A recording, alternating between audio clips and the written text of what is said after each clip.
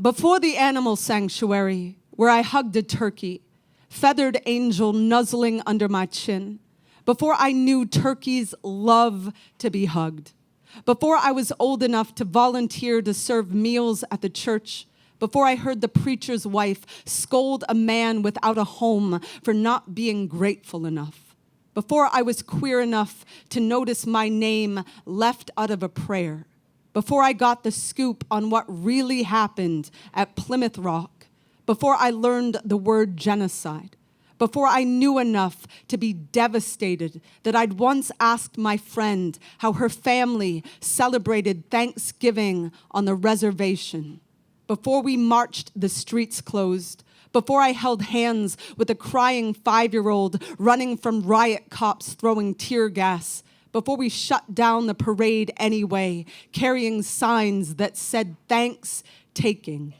It was my favorite holiday. I cut paper bags into pilgrim clothes and put on Mayflower living room shows. I grabbed the wishbone with both hands and won the wish every year. I ate potatoes, my favorite, from morning until midnight. I don't remember another day. My family was so happy.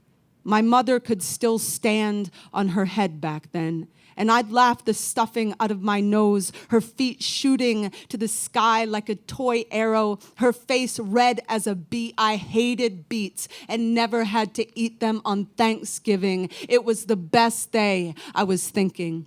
Last summer, roasting marshmallows with my parents in the backyard of my home, the flames like arms reaching to beckon us closer to each other when my mother, casually, like it was nothing, said her father, who I knew she had loved more than life, who I knew had died when she was still a kid, had died on Thanksgiving, a fact I'd never known all those years. What I'd called the best day had been the anniversary of her very worst day. My God, I thought, how many times did she sneak into her bedroom to take his photo out of the drawer? How many times did she try to catch her reflection in the window to make sure her mascara wasn't bleeding down her cheeks? Have I ever since, and will I ever again, know a generosity so wide as her smile all those years, how wildly she clapped for my joy, that whole slaughter of a day